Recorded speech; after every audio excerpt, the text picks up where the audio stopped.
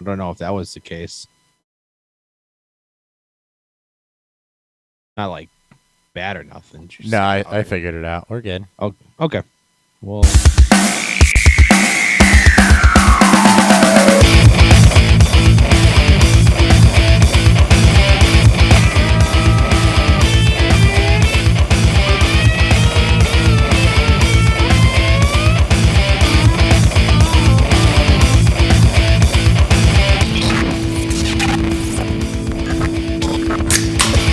Hello, guys, and welcome to Beerfield. I am your host, Beerfield Hop, with 2 P's. As always, joined by Beerfield Theory, 2 E's. Boom. 2 E's. I got it right this time. I had to slow it You down. did. I mean, it's been back-to-back weeks. You channeled your inner episode 1 Nick, and you slowed it down, and you gave the sweet talkings. Sometimes you just got to slow it down to make it work there. All right. Sorry, still dialing in some audio. I went all sorts of, I don't know why, what, how, etc., but knobs got messed with. It happens. It does indeed happen.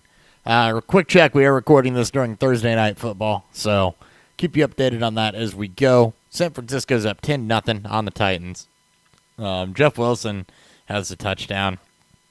Deebo Samuel off to a solid start, 59 scrimmage yards, still in the first half. So, solid start there for Deebo. Nobody else doing a whole lot of much. Yeah, it's been kind of bad. You know, 2 teams with struggling secondaries against 2 offenses that are actually getting healthier, and 10-0. And I don't think Tennessee's done much either. Tennessee has not done much, and Jeff Wilson honestly was a debate for me right up until game time. Yeah, just the league that I have him in. There's so many. You just lost Leonard Fournette. Swift is questionable. Harris is questionable. Gibson's questionable.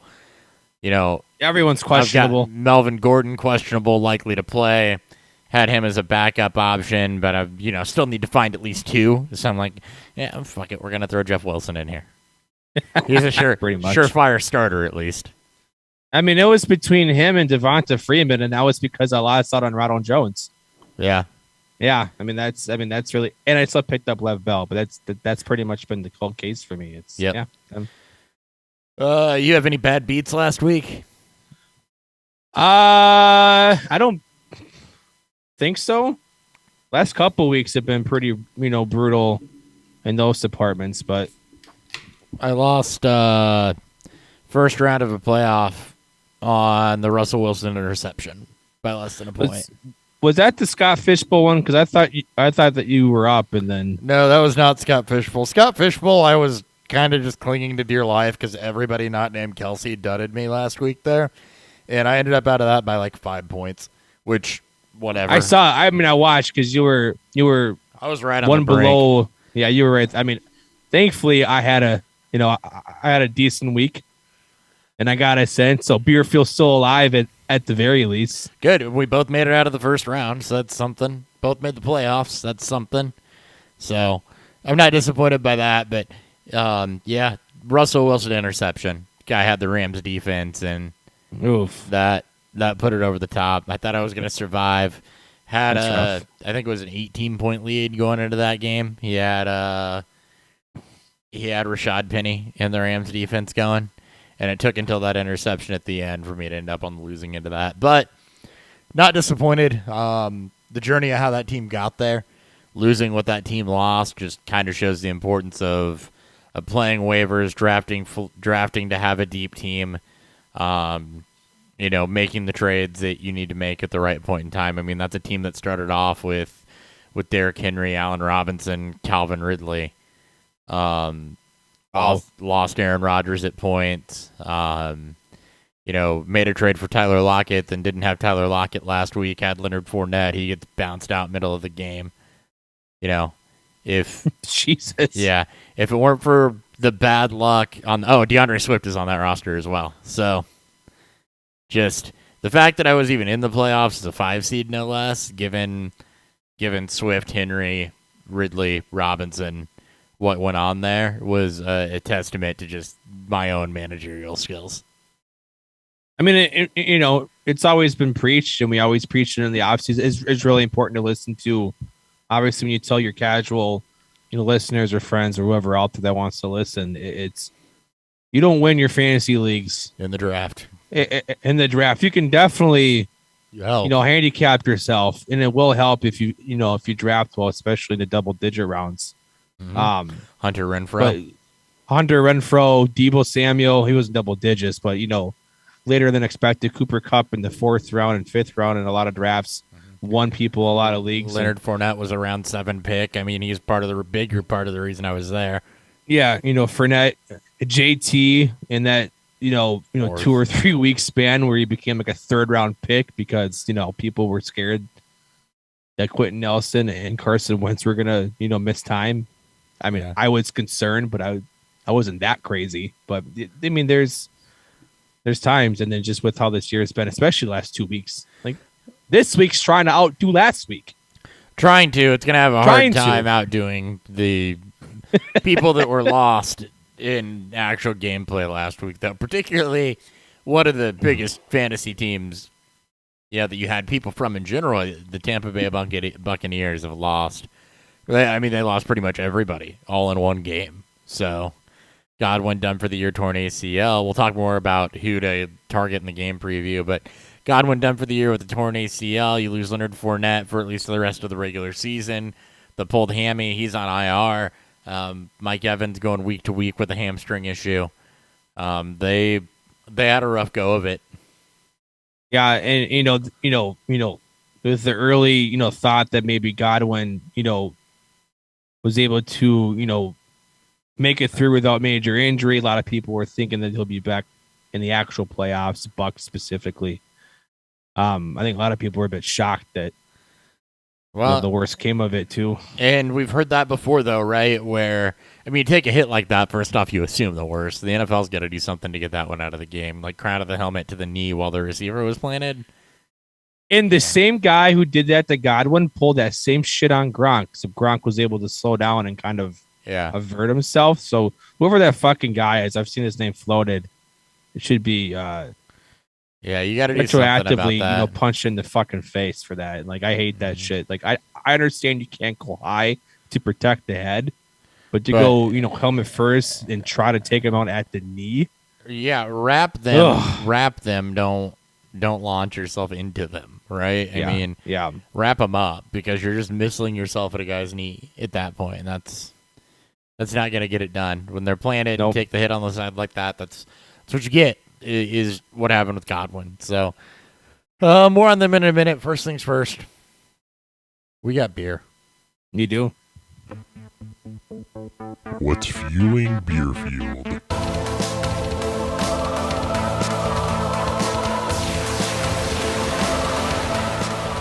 Beer news. First off, I texted you about this earlier and you didn't respond. Did you see that Simon Lazat's getting his own beer? I was wondering what you said. I saw that, and then because we were watching stuff, I forgot to text you. Simon Lazat, that's who it was. I was like, who the fuck is Simon? Yeah, I just forgot to text you because I was doing stuff. I was watching Simon Lazat, own beer, huh? Yeah, I was watching his Vlogmas on YouTube. That's awesome. He's getting his own beer. The guy had a place up in Massachusetts that's doing it, so I don't think they distribute, so we probably can't get our hands on it, but damn it, I'm going to try. All right. I'll go ahead and start. It's the holiday season. I have it's called Krampus Cole. It's a Baltic-style porter with whole vanilla beans added. And the BJCP, this is Baltic porter, not a well-known style, so we're going to do this. The BJCP defines a Baltic porter as having malt flavors reminiscent of an English porter and their strand roast of a Schwarzbier, well, the higher alcohol content. Very complex with multiple layers of malt and dark fruit flavors. The aroma should be a rich, malty sweetness, often containing caramel, toffee, nutty to deep toast, and or licorice notes. Complex alcohol and ester profile of moderate strength, reminiscent of plums, prunes, raisins, cherries, or currants. Occasionally with a Venice port-like quality. Some dark oat character that is deep chocolate coffee or molasses, but never burnt. No hops, no sourness on the nose. Should be dark reddish copper to opaque dark. And said rich malty sweetness, complex blended deep malt, dried fruit, alcohol, warmth. So the alcohol should show up in this beer. Yeah, so it's basically a porter with balls and a bit more of a fruity note to it.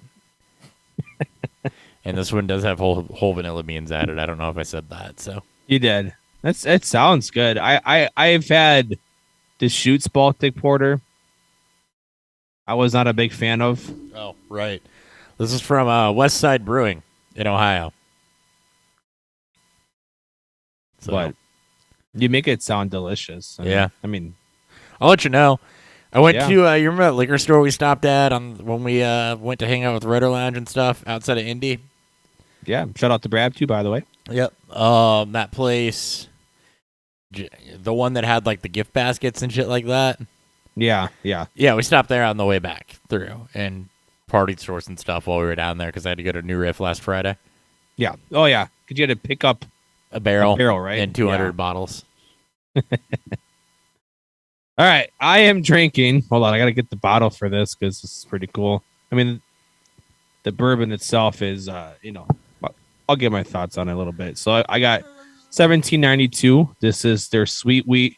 So you can tell based on the bottle, the label is kind of inverted.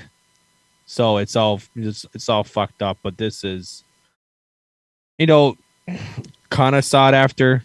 I asked Chris about it, and he was like, "Well, it's a bit overrated, I told you exactly. but you got to what I give it a thought. try." Yeah. It's exactly what it was. I also didn't, spend secondary. I got, I was Yeah. able to get it at Benny's. So If it was secondary, that would have been a don't even think. No, just flat Yeah. out no. no, but this is recommended to me from somebody's that work there, based on price and based on what I generally like. So I will give my thoughts on this throughout the show at some point. Yeah, I also have thoughts on that. All right. Real quick, one note, and then I think we're just going to jump straight into game previews because I have a child that doesn't want to sleep. It's 8:30 the week before Christmas. By the way, happy holidays to everyone. Before we get started, just would like to say that if you're hanging out with us, it's week 16. This would normally be the end of the fantasy season. We got one more week after this. So, but if you're hanging out with us, we thank you for coming through this ride, all the transitions, everything that's happened over the last several years. This season, for the first time in ever of doing the show, I've actually gotten through it without a point where I just felt burnt out or like I didn't want to sit down and where I hated the idea that we were going to sit down and record. I feel like this season's got a lot easier. I'm grateful for y'all hanging out while we found a rhythm, found something that worked, found something that, while sometimes the shows drag on 2+ hours, by the way, thank you for that. We're working on it. The content, to me at least, talking about it has not been dry. It's flowed. It's kept moving. And for that, I'm also grateful. Yes, because sometimes it takes 368 episodes. But we get there. We do get there. Appreciate you, the ones that have listened from day one, the ones that have listened to from maybe tomorrow when you find the episode or in 2 days or whenever you listen to this. So we appreciate it. We hope everyone out there has a happy holidays. As we'll be back on before New Year's, but also have a safe New Year's. Yep, we will be back on before New Year's. That safe part that I want to bridge. One thing I do want to talk about on this show, since we are alcohol centered, Vincent Jackson. I can't. Yeah, it's sad. Cause of death came out. Stage 2 CTE. Family reported he was suffering from paranoia. All sorts of bad things that come along with that. And essentially drank himself to death. So, we talk about mental health a lot on this show. If you struggle with mental health, please seek help. Be that reach out to a friend, reach out to somebody, a friend, one of us, reach out to, trusted counselors. I know the cost of mental health help a lot of times is prohibitive to people, but, find somebody to talk to. And if you struggle with alcoholism, please get help for that. I had a buddy that also drank himself to death at way too young of an age. So if alcoholism is something that you struggle with, please treat that. Seek out the help that you need to get over that, to deal with that. We drink casually on this show, but if you're drinking in excess constantly, you need to have that addressed because of the long-term health impacts. And if you're doing that to hide other things or to numb other things, you need to get that root cause taken care of and start to talk to somebody. CTE is a terrible thing, and we're just starting to understand the impacts of that. It cannot be diagnosed while you're living, but if you know something's not right, talk to somebody. Absolutely. Well said. Way too soon. Way too soon. All right. I said we're just going to jump into some of these Week 16 previews because it is championship week, so that's what we want to do, right? We want to make sure that we get you guys all set up and ready for this. Not championship week, sorry, semifinals week. Most championship weeks are now Week 17, so... It definitely feels like we're in... Yeah, we're in that grind. It's that time of year. Now we don't need to talk about Niners Titans because it's ongoing. They're at the half, I believe. Yeah, about. Anyways, all right. We'll just roll into this. Browns at the Packers. Packers are 7.5-point favorites at home. 45.5 is the game total. Look, I don't know how Baltimore kept it in. Kept themselves in this past week against them. Shout out to just what John Harbaugh has done with all that. But this is a great matchup for them. Yes, I think Baker's expected to be back. A lot of the guys that were on COVID, I think, are expected to be back. There's still a lot of issues with this roster. And Green Bay is still one of the best teams in football and one of the best teams to bet on in football. So I'm going back to the well. I'll give the 7.5 points, and I'll take Green Bay at home. I'll take the under in this too. Green Bay's defense is very good, and we've seen Cleveland and just the struggles that they can have if the passing game isn't on and they become too one-dimensional. Sure, and looking at who's in, who's out, what are we dealing with here? Because there are still a bunch of COVID implications, so we are going to go through COVID and injury reports before we get into fantasy advice. The Packers, Marquez Valdez-Scantling on the COVID list. I believe, at least on a couple fantasy platforms, he was already showing his out. Yeah. So Valdez-Scantling not going to play. I believe he did see a good amount of work last week, so it's going to be a bump up for Allen Lazard in what is a plus matchup there. That's for Green Bay. For the Browns, they're getting somewhat healthy, but not really also. There's still people on that list. J.C. Treader, their center, has been added to that list. Greg Newsome, one of their two cornerbacks. Jadeveon Clowney is still there. Case Keenum, Kareem Hunt, Mac Wilson, Tony Fields, A.J. Green, the cornerback. Ronnie Harrison. Baker Mayfield's still there. He should be back. John Johnson. So Jarvis Landry. So still some people that we're expecting to see activated that have not been activated yet off that list. So for Cleveland, you're really going to have to pay attention, to what's going on there. As far as Green Bay goes, A.J. Dillon, Aaron Jones, both splitting work. You know what you're getting there at that point in time. So I expect Allen Lazard and a plus matchup to get a little bit of a boost. One concern for Green Bay pass catchers is, can Cleveland score enough to keep up? Can they push the pace? Or is this going to end up in Packers can slow the game down, really lean on Dillon and Aaron Jones there and run that out. Last week they couldn't. This week we'll see. Largely depends on, how healthy they can get. The good news is Packers I would expect to struggle a little bit more with bottling up Nick Chubb, but Chubb's about the only thing I'm interested in. For the Browns, absent Landry being healthy, we did have some Donovan Peoples-Jones flashes.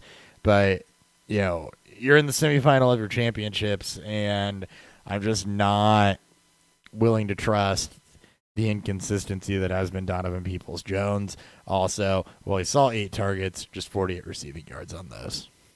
Yeah, I mean, at that point, obviously with Nick Mullins there, not at least even the top two quarterbacks. Plus, you get one of the best secondaries. Eric Stokes has really, really, really taken off second half, especially very quick too. Especially with Jair on IR and then coming back and him getting back to his form. This Green Bay secondary is going to be fucking brutal. Yeah. No, wait. Yep. Moving on, I guess. Moving on. Yeah, I don't really have anything on the tight ends. They're both Dugawara and Njoku are both kind of low-level plays. So yeah. Oh, right. Sorry, I didn't look at injuries. Pardon me. Don't mean to cut you off there. You're good. So for the Browns, John Johnson is out with a hamstring injury. Their safety, Garrett and Malik Jackson are questionable. Keep an eye on those two because, pass rushers. Yeah. Nothing. Let's see. Billy Turner officially out for the Packers. So was Bakhtiari. So they're missing some linemen. Could be, a little bit of a boost if Garrett and Jackson play. Slight boost for the Cleveland defensive line, but they've been playing without them anyway. Biggest thing to note there is that MVS is not officially listed out yet. He is on fantasy platforms. He's not per the NFL injury report. Definitely a situation to keep an eye on, especially if you're considering somebody like Lazard. Again, I wouldn't if I can avoid it, just because I'm concerned about the Browns' ability to push the scoring with Green Bay. It can easily turn into just two teams running the football and Green Bay doing what they need to do. Yep. All right, now move on. Sorry. All right, no, you're good. Colts at the Cardinals. Cardinals are 1.5 point favorites. 48.5 is the game total. Colts have looked good, even in their loss against Tampa Bay, which has been their only loss since since Halloween here, or since the end of October. So I like the Colts. The Cardinals, it just hasn't been great for them. They get embarrassed by Detroit, in Detroit when they were the best road team in football. The loss of Hopkins has been duly noted, and you have arguably easily the best running back in football who's playing at the highest of his point right now. It's going up against one of the worst run defenses in a run defense that made Detroit's third, fourth, and fifth stringers look, decent. So I like the Colts to cover in this one. And I do like the over, because I think you're going to see Arizona kind of have to press a little bit more. James Conner is out. That does play a little bit into it, or not out, excuse me. He hasn't been practicing. Not out. So just keep that in mind. All right. As we get into the fantasy side of this one, the Arizona Cardinals were one of the least snake-bitten teams last week. They still are. Other than Rodney Hudson, who's still on the COVID list, their punter, Andy Lee, the only other person that they're missing. Indy also had been relatively unscathed. Rocky Sin being the most noteworthy person they're missing, as they're down a cornerback. From the injury front, Colts center Ryan Kelly looks to be out for personal reasons. Andrew Sadejo out with a concussion. So, Ryan Kelly, the bigger issue there. And as you mentioned, James Conner questionable, as is Rondale Moore for the Cardinals. Looking at this matchup, Cardinals just got beat by Detroit. So they're going to be looking to bounce back and put a stamp on things. Colts, especially with Jonathan Taylor, absolutely can push the scoring. From a Cardinals perspective, Christian Kirk coming off back-to-back good weeks. 12 targets last week, playing from behind. 94 yards and a touchdown. You're absolutely chasing that one. Mm-hmm. I want to look at Arizona against running backs here real quick. I know their defense has performed better than normal. I mean, you're not sitting Jonathan Taylor, right? So I guess it really doesn't matter what I tell you to expect. The other note here is Michael Pittman. So I'm not interested in James Conner. If he plays, totally interested in that. Fine, he's a goal line back. You're going to plug him in as a running back 2 or running back 3. This is not the time to get cute. Christian Kirk's the only wide receiver I want. Rondale Moore has no bearing on that. Michael Pittman put up a little bit of a dud last week. This is a game where I do expect the Colts probably have to throw a little bit more, and I guess that kind of is the one area where can Jonathan Taylor control this game, or is he just going to be a part of this game comes into play, and that's as it relates to Michael Pittman. The Cardinals, towards the bottom of the league as far as running back points go. So, or points allowed to the running back. They gave up 100-plus yards to Greg Reynolds. Good. Sonny Michel's best performance in a decade.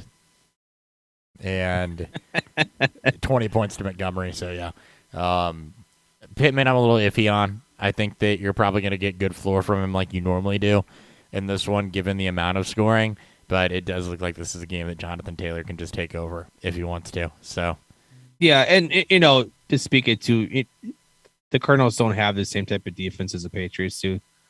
Like you're gonna, and then the offense in itself, we know what the Cardinals can be on offense even without Hopkins. So this game could get hot. This could be, easily in the mid to high 50s in total game score, and both teams are just kind of, I won't say scoring at will by means, but are putting up decent points. So not the worst game to attack with some of these flex options. If you're looking at like an AJ Green. Yeah. It's not pretty or sexy, but these are the kind of games, and when you're in these semifinals or trying to not lose your consolation bracket. Well, and the other thing here too is if you have Godwin or Evans, you very well could have been a playoff team, and now you're going to have to try to do something to fill that. AJ Green does have 18 targets over the last 2 weeks and 166 yards without Hopkins. So, he's right up there with Christian Kirk as far as that receiving work goes. And they're going to need this offense to take that step up. And then Zach Ertz, for as far as tight ends go that aren't upper echelon, has very, very good floor. 74 yards last week, 42 yards the week before. Not a ton of red zone work since coming over to Arizona, but he'll be important. I think he will down be the too. Stretch too, because he's still a great receiving threat, and without Hopkins and Green, kind of Kurt's more of the slot guy. They need that bigger body target in the red zone. So I can see Ertz if they get down there. I can see Ertz getting some more. I can as well. Getting some work done. All right. Bucks at the Panthers. Bucks are 10-point favorites on the road. A 43 even is the game total, as we've mentioned multiple times now. No Godwin, probably no Evans, no Fournette. They do get Antonio Brown back, and they're coming off an embarrassing loss, scoring no points against the Saints. This feels like Brady is going to take this personally. And while the Panthers do have a decent defense, we've seen Brady get it done with far less and far worse receiving options. He still has Gronk. He still has Antonio Brown. Scotty Miller has been productive with them at times, and Tyler Johnson stepped up in the absence of Godwin last year. So I'm not betting against Brady in this point. I know it might be tough, but outside of this Saints game, they did cover 4 games in a row, and the Panthers have yet to cover in the last 4 weeks. So I'll take my chances on the Bucks at -10. I'm staying away from the game total. I just don't trust the Panthers with this Cam Newton news, and then Sam Darnold's going to be seeing some playing time as well. Yeah. All right. Looking at COVID list, by the way, one other note on the Bucks receiving core, they also don't have Perriman. So Rashad Perriman, at least right now, is still on the COVID list for the Bucks. So, and as far as the Panthers go, looks like offensive line mostly. Matt Barkley. All right. As far as the Buccaneers go, I completely agree with you, Dan. They're going to take this personally. Brady is not going to have a second complete dud game in a row. So what that means is Tyler Johnson's probably already been scooped up off of waivers, but I'm starting Tyler Johnson with confidence. You have no Evans. You have no Godwin. Johnson came into the league very much as a question mark. He was a guy that was super productive in college. Didn't test athletically. So you were left with a lot of question marks, but He was a black box prospect. He wasn't complete. Yep. Not complete, but you have, film guys. I've had good luck with film on wide receivers. Tyler Johnson's a guy that I very, very much like. He's a very solid route runner that showed some breakaway speed, not unlike, similar traits to guys like a Cooper Kupp or a Gabe Davis, or not a Gabe Davis. He wasn't a great route runner. He was a good body position guy, but like a Cooper Kupp or an Allen Lazard coming out. Those are two guys that I would kind of compare the skill sets to from what I saw on tape. Obviously, that's not athletic metrics. Don't get your panties in a wad, analytics folks. I do analytics too. It's just a little harder with Tyler Johnson. So I'm relying on film and what I've seen from other people. 7 targets last week, too. Tyler Johnson is not an unknown commodity. He is second year in the league, isn't it? Yeah. Yeah, that's what I thought. So it's his second year in the league, and he has been productive when given the opportunity. Said this, last game playing from behind, 7 targets, 41 yards. The productivity wasn't there. The Saints were just after it the whole time. A little bit of productivity the year before, particularly towards the middle of the season. So he's probably going to be outside of Antonio Brown, the next best option, and they're going to need somebody other than Antonio Brown. Scotty Miller really wasn't hammered on that hard. He'll be the third receiver on the field. I'd expect a lot more work to go Gronk's way. And, Ronald Jones is going to step into this running game without Leonard Fournette, and Ronald Jones is good in flashes. He's going to have a chance to show what he can do. They did just sign Lev Bell. Don't expect him to be super involved. Not excited about that one. And Keyshawn Vaughn will also get a chance in a bit of an increased role. They've said that this is Ronald Jones' offense. I'd expect him to not quite get the lion's share that Leonard Fournette got. Fournette was, other than getting expelled for a series or two, you're seeing the majority of the work. So, I still expect Ronald Jones to get the majority of the work, just not as big of a piece of the pie there. On the Carolina side of this, it's a lot worse. DJ Moore is on a, we'll call it a not great stretch, a mediocre stretch, if you will. Sure. For DJ Moore. Sure. Yeah, he had a 100-yard performance back 2 weeks ago, but the target volume is there for DJ Moore. He's getting double-digit targets. He's the most surefire thing you can start for the Panthers. You're not getting a ton of productivity out of that target volume, though. The offense is relatively in disarray, and it's not exactly super efficient target volume either, given that his quarterbacks are both kind of not good. So, I trust the target volume for DJ Moore, and the Panthers' running game, since Cam Newton came back, has gone pretty much non-existent. So. Yeah, it's gonna be rough. I'm hoping this is just a bloodbath, and DJ Moore is the only thing I'm remotely interested in on the Panthers side.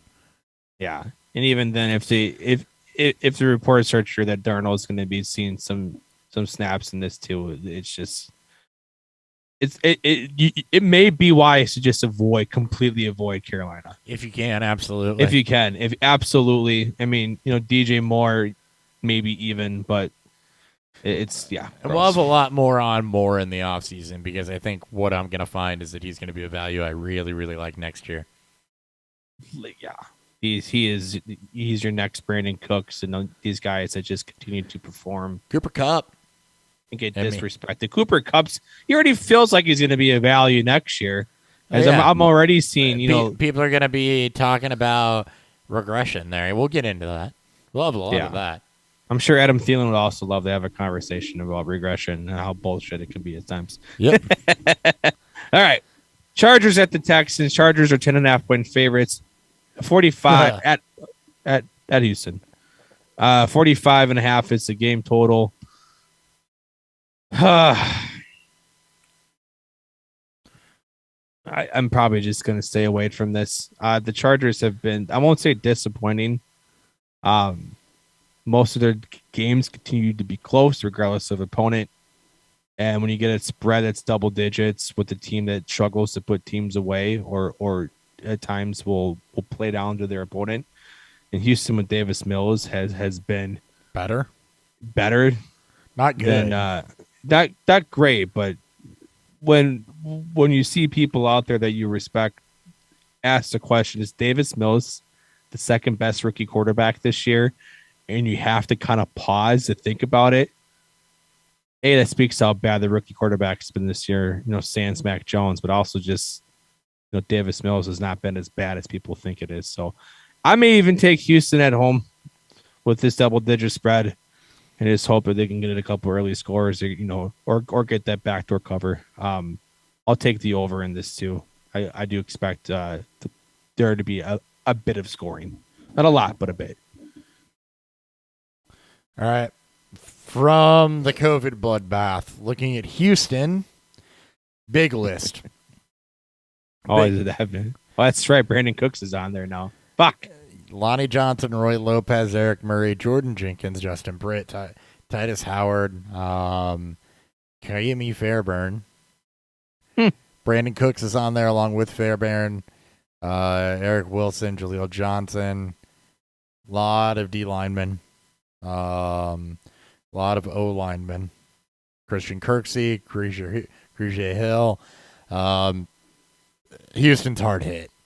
And Brandon Cooks is what you're watching here because he's a guy that had double-digit targets in each of the last two games since Davis Mills took back over. I mean, he's been very, very viable. As far as the Chargers go, not quite as bad, but Austin Eckler, Jalen Guyton, both there. Joey Bosa right now, Corey Linsley. So, and Andre Roberts. I mean, also some names there for the Chargers. These aren't complete lists, by the way. These are just guys that are big enough players to affect the outcome of the game, the target share of the game, et cetera, et cetera. Austin Eckler being there. If Eckler doesn't play, you're going to get a combo of Justin Jackson and Joshua Kelly there. It may be a little bit earlier Roundtree, but he's kind of disappeared, thank God. So Justin Jackson's been very, very productive without Austin Eckler over the past 3 seasons. And it's a plus matchup for the running games, honestly. I don't expect Keenan Allen to have any problems for the Chargers. He's been on a total tear.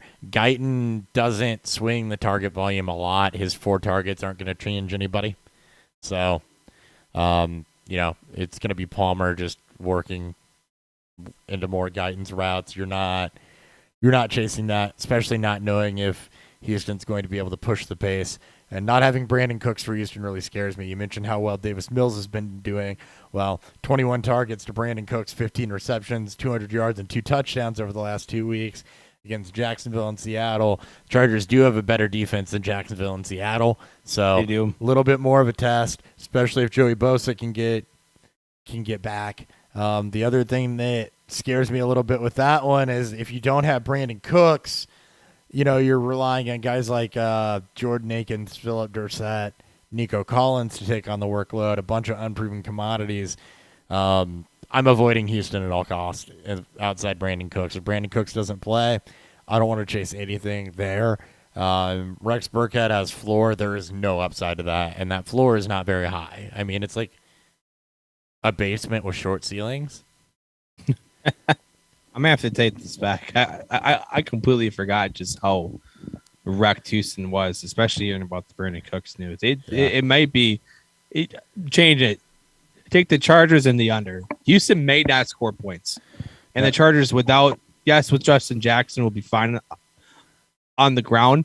They may lean on the passing game a little bit more, especially early on to get up to an early lead to where they don't have to. Keenan Allen healthy and Jared Cook's there and Mike Williams. Yeah, Justin Jackson's an adequate pass catcher. Yep.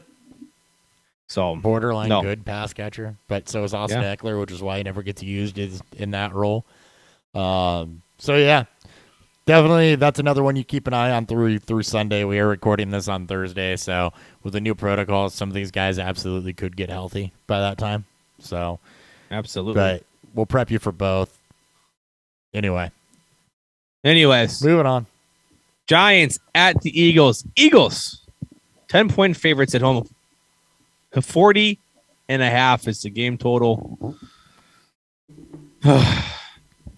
Eagles have covered 4 of their last 5. 5 of their last 7. look, we don't like to advocate betting double-digit spreads, even though it's what we've kind of had to start this game preview, or these game previews. Philly at home, Giants completely decimated. I do like Philly. I don't know if they're going to cover. Look, it's been kind of up and down. Hurts has been, while he's been fine and great at points, it's been a little bit back and forth as an overall quarterback at times here. And their offense has been, spar at times. Miles Sanders being back and healthy and being absolutely productive has been absolutely great to see. But it's hard to trust Philly. It's hard to trust in these divisional matchups. I'm probably just going to avoid this game betting. It spreads too high, and game total feels like it's a trap to take the over here, because the Giants are just completely banged up. Giants are completely banged up, and there's nobody there that you want on the receiving side of it. Kenny Golladay is the leading target getter, but he's been very, very inefficient with his targets. You've got a divisional matchup here. Those tend to be lower scoring anyway. So I really don't want anything to do there. The running game with the Giants is where it gets a little interesting. Saquon Barkley, while he's not been his explosive self, given the landscape of the running back right now, where you potentially have no Eckler. You just lost Leonard Fournette, who's been one of the most consistent backs in the game. Barkley's given you some decent floor the last couple weeks, especially given his involvement in the pass-catching game. You were upwards of 10 points with him last week, so you're okay with that in the flex role. And then Devontae Booker has actually looked like the more efficient runner. So those are just, if you have Saquon and you need to start him, okay. Booker's more of a if you need an emergency fill-in. On the other side of this, Eagles have been okay also. I don't want to say good. I almost said good, and then I immediately regretted that almost came out of my mouth. Dallas Goddard's been their most reliable weapon. He's been a beast lately. Been an absolute beast. I'd expect them to continue to lean on him. Devonta Smith has kind of fallen off here over the last 3 to 4 weeks. I don't necessarily want to trust Smith. The target volume hasn't really been there either.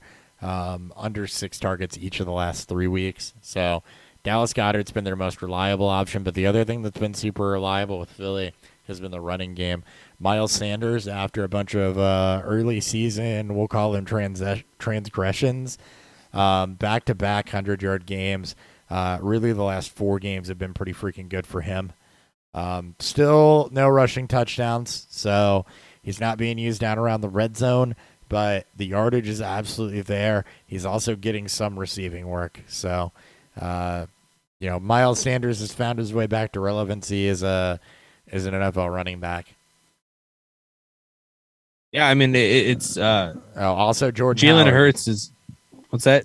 I was just going to say also Jordan Howard still essentially splitting work with him almost evenly. Sanders has just been hyper efficient. Hurts, it's channeling his inner Cam Newton and just taking literally all the goal line work. Get 2 rushing touchdowns, 2 I think 1-yard touchdown runs against Washington Tuesday night. Field goal for the Titans. Looks like that was a relatively decent A.J. Brown drive. He's up to 7 for 55. Yeah, your Thursday night football update. Yeah, thank God. Already 11 targets, and we're not even halfway through the third quarter yet. So leaning on their best playmaker, which obviously what teams should do. So Ravens at the Bengals. Bengals 3-point favorites at home. 45.5 is the game total. Still no update on Jackson and whether or not he's going to play. He's not practicing right now. I think it sounds like they're leaning towards that. Hundley was obviously very serviceable at his backup because the offense literally doesn't change at all when Hundley takes over. Just speaks to the exceptional drafting and putting teams together by the Ravens. But they've been. I almost want to say if Hundley plays, I want to take Baltimore. The offense just flowed much better than what Lamar is going through at this point. He's stuck in hero ball mode. It took better. Flowed a lot better. There's a lot to learn. There's still a lot to learn from Hundley's performance that Jackson can take from. Jackson is obviously still like he is the guy, but you know the decisiveness, and I'm sure that the Ravens, simplified the game plan a bit and probably told Huntley just to take his first Christ. one or two reads and that's it. So Marquise Brown had a week last week that would make Jamison Crowder proud. You see his final stat line? No. What was it? 14 targets, 10 receptions, 43 yards. Oh, that's God. They really neutered his role. I mean, Huntley doesn't have a huge arm, so there's no need. And the best way to maximize a guy like Brown too is he's also very fast.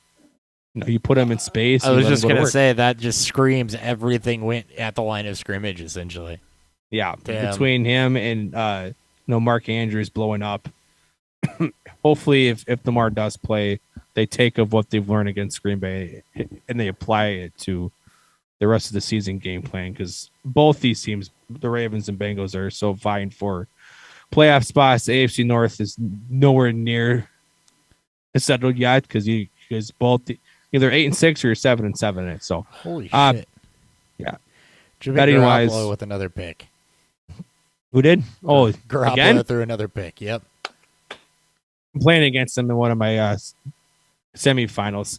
The guy has Garoppolo, Kittle, and Deebo Samuel. So I'm really fucking praying for a bad Garoppolo performance and Kittle hopefully just surviving. 2 for 21 right now. Yeah. Let's keep that going. As much as I love you, let's just keep that going. So yeah, Bengals I'll take at home -3, and I'll take the over. Okay.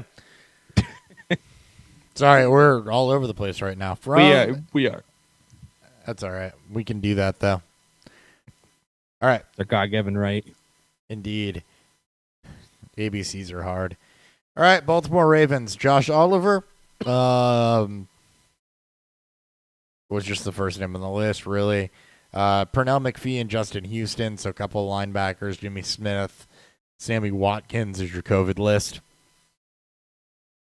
For the Bengals, just Chidobe Awuzie.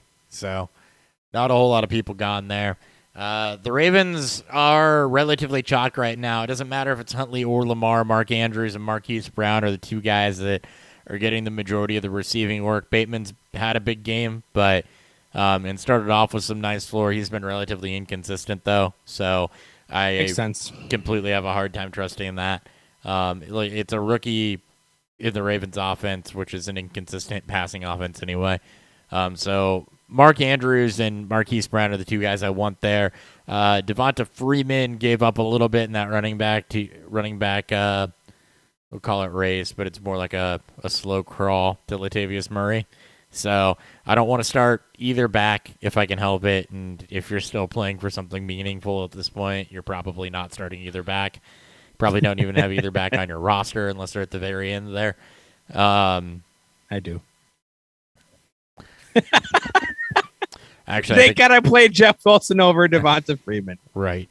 The other side of this one for the Bengals, keep an eye on Joe Mixon. He does have an ankle injury. So Samaje Perine stands to get the majority of the work if Mixon can't go. Should be all right, though.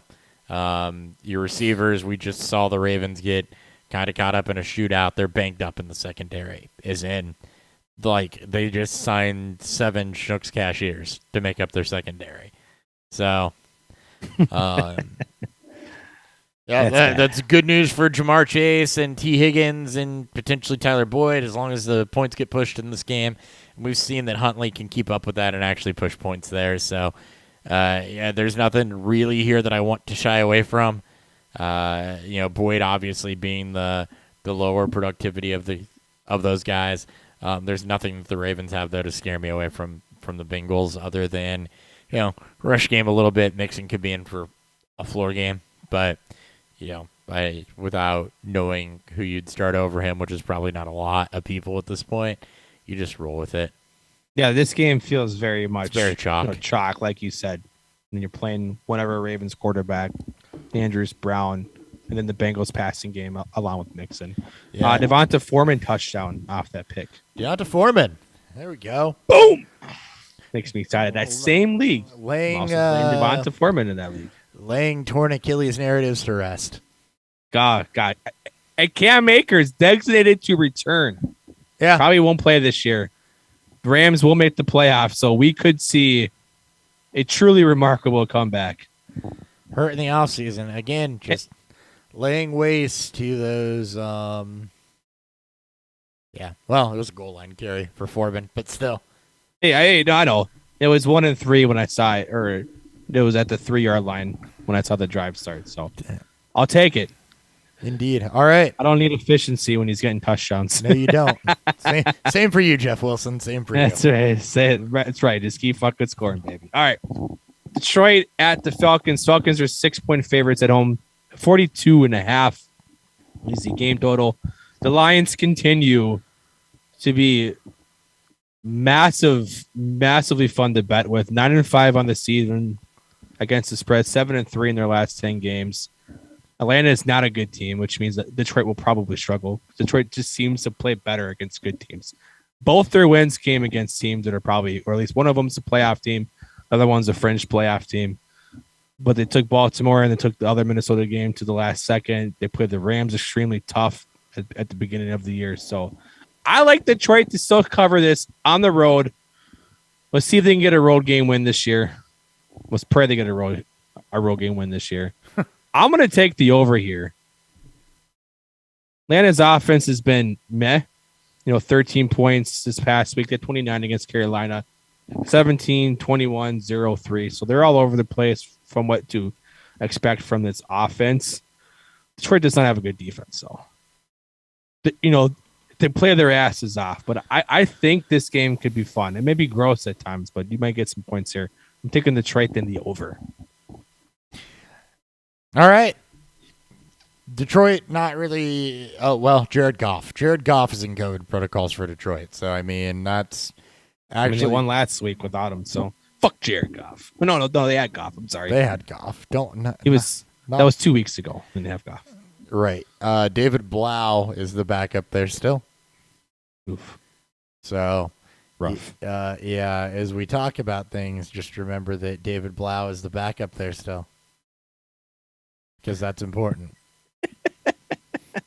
It's always important, buddy. It's always important. Yeah. As far as the Falcons go, COVID perspective, not really anybody. It's something called Marlon Davidson.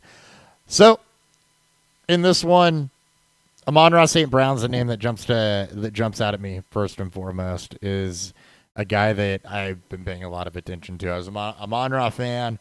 I very, very much liked him and his opportunity to be pretty decent this year. He did have back in week 4 and 5 a couple decent games, then kind of fell off a little bit. Here over the last 3 weeks, though, 26 targets, upwards of 70 yards each game, 2 touchdowns. He's a big reason that the Lions have been keeping games close and having success. He's figured it out. He's starting to break out. I like him to continue that trend against Atlanta. I am starting him on Ross St. Brown with confidence. You don't know what the running game for Detroit is going to look like. It's going to depend a lot on if Swift plays or not. Dan, I know you're an advocate for keep Swift on the bench. Swift scares me a little bit, honestly, because even if he does come back with what we've seen out of Craig Reynolds, I don't know that you're going to get a full workload out of Swift. You could see him more in, in receiving type situations, more in, non-short yardage type situations with Craig Reynolds given the opportunity to continue to eat up the middle. That's kind of a guessing game, but, Swift is limited in practice, and even if they play him, I have some serious concerns about whether he gets a full workload or whether he's relegated mostly to receiving down duties and, maybe first down duties. So there's, again, like you said, there's absolutely no reason to play Swift. If you're Detroit, there's no reason to play Swift. If you're in fantasy, I agree. If you have Swift and you're at this point, it's going to be very, very difficult to trust him, especially with the implications, being this high. So and it's not a bad matchup. It's just it's tough to see him coming off an injury and to think that they're going to immediately jump him back in with a full workload, especially with what they've gotten out of Craig Reynolds in the between the tackles game. Yeah. I mean, if you believe he's going to have the pass catching work, there is some flex play to that. Mm-hmm. Goff is no problem. Getting Swift involved in that asset. I would still assume Swift may see some goal line work. So I think the high value touches may be in his favor. But I agree with the with him getting a full workload, it's going to be very difficult, to expect him to see that 65+% opportunity. He may not even get 50% snap share. Yeah, and I agree with that as well. And the other thing about him in the receiving game is that they need somebody else, right? They need somebody to step up in the receiving game. They've lost Khalif. Did they lose Khalif Raymond? I think they lost Khalif Raymond. No, I think he's serious. I just don't think he's just not been what he was doing at the beginning of the year. He hasn't done. Yeah. Okay. Yeah. So we've lost Khalif Raymond. Even if we haven't really, we might as well have. TJ Hawkinson's on IR. St. Brown cannot be the only person that you're relying on to catch footballs in this offense, more or less. So, as for the Falcons, look, you know who to start there. It's been the same every year. It's Cordero Patterson, and then you've had Russell Gage coming on here a little bit over the last several weeks. 12 targets against last week. Kyle Pitts, yeah, he's a tight end. The thing with Pitts is he's not the upside tight end you thought you were getting. At least not this year. God, he will be, but not. No, he's been absolutely great as a real life rookie tight end. But man, the expectations for him were too high. Just one touchdown in the season too, so most of those are going to be your PPR style points, which is still good for a tight end with the work that he gets. So for the Falcons, you actually do have a complement of players you can start in Gage, Pitts, and Cordero Patterson. On the other side of this, with the Lions, big on St. Brown. Like I said, he's a guy that I'm absolutely a fan of. Run out, plug him in, and run with it because I think this will be a good game for him. And I've got a little bit of positive to sum it up. We got a little bit of pause about Swift, even if he does play. If he doesn't play, absolutely late night with Craig Reynolds into your lineup. Oh, God, I know what he's doing after this year. All right. Jaguars at the Jets. Got to be the game of the week, right? Jags at the Jets. The battle of Lawrence versus Wilson. Yeah, I was going to say, battle of the two rookie quarterbacks. Battle of 1 versus 2 and maybe 5 versus 4 in rookie performances this year. Oh, God, it's been rough for both of them. Anyways, Jets are 1-point favorites at home. 41.5 is the game total. This is so fucking ugly. I'm just gonna bet I'm not betting either team. I don't fucking know who wins this. The Jets are starting to feel, I think, a little bit of the COVID too amongst their roster. In Jacksonville, just the roster overall is pretty fucking bad. 16 points against Houston, I believe, in Darrell Bevell's first game as a head coach this year. So, just take the over and just have fun. Don't put any actual, large amounts of money on this game. Just woefully ignore. Just ignore it. Just pretend this game doesn't fucking exist. Yeah, I mean, God, it's bad. Yeah, it is bad. And pretending this game doesn't exist is probably the best thing that you can do. Unless you have James Robinson. Yep. That might be the only player between both teams. Right? It's got to be just him. Yeah, I'm looking at it right now. Braxton Berrios, actually, if you need an emergency floor play, he's probably out there on waivers if you couldn't pull anybody in. He had 10 targets last week, 6 receptions, 52 yards. Again, Jacksonville's not good. They're actually pretty bad. Michael Carter was activated last week, but... Is he back on COVID? No, the other Michael Carter is on COVID. Oh, there's two. There's two. A fucking course there. Also, I was looking at the wrong week for Braxton Berrios. I mean, still, maybe Braxton Berrios. Hold on, I gotta see this. Yeah. I mean, you do love your white slot Well, receivers. he got the touchdown last week, so I mean he's been utilized. The target getter last week was Jamison Crowder, so yeah, you're probably right. Michael Carter, 8 carries, 18 yards. Not to be confused with Michael Carter the second, the cornerback. Tevin Coleman was the leading carry getter there. So it's James Robinson, and I don't want anything else to do with any of this. Just remember James Robinson, great matchup. By the way, the Jets more than likely the Jets win this game. Sure, let's hope so. The Jags and have another high draft pick. All right, I'm just moving on. Move on. Fuck this game. Actually, good game, and actually might be one of the games of the week. Yeah, not the one after this. This is 2 more noon games. Then we'll go to the alcohol review here. Rams at the Vikings. Rams are 3.5-point favorites. 48.5 is the game total. And as Reddit has told me, I need to be concerned about snow when the Vikings play in a retractable dome that it's going to be close. So I am not convinced that is not a Dave Kluge burner account, given the level of thought. If they mentioned if there was a mention of the Minnesota Police Department, then I definitely would have known it. Well, who do you think he got the weather report from? He called them. That's true. And then also his note about Cooper Kupp. After every two touchdown game, the next week he does the same exact thing. I'm like, you do know what that means, right?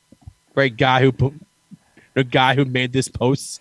What? That every game he has 2 fucking touchdowns. I gotta go look and see what point he was. If I can figure out what point he's trying to make. I don't know, but the whole point is based off of weather. But he makes that Cooper Kupp point.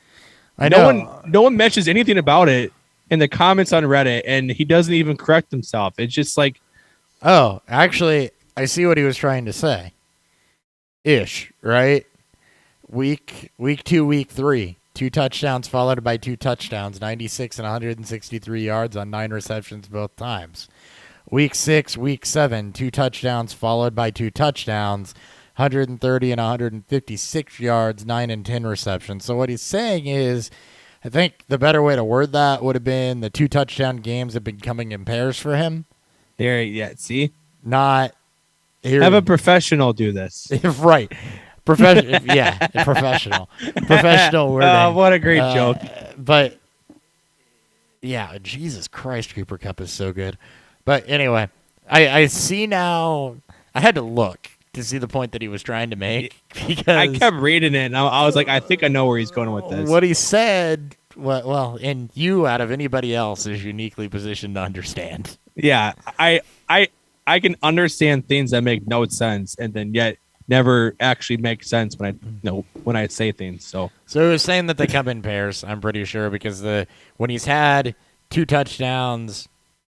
Each time. It was that he's basically saying this is that after every great Cooper Kupp game, generally comes a great Cooper Kupp game, which has been the entire fucking case this whole year. His worst game this year is 5 receptions for 64 yards on 13 targets.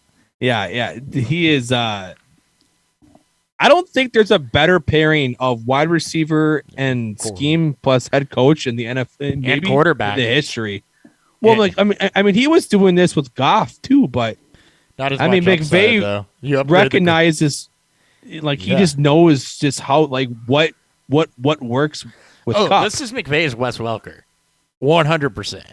It's absolutely nuts because Matt Harmon made a post. The guy that does the perception basically charts routes and success and everything else. Kupp is horrible against man and maybe the greatest of all time against zone. And the McVay obviously knows that because Kupp constantly plays in the slot, has a highly diverse route tree from that slot area, and almost always gets paired up in zone.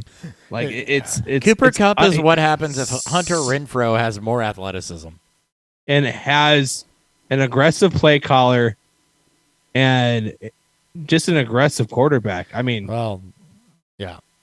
And it's obviously a little more athletic and a little bit more taller. He's basically that song. If I was a little bit taller.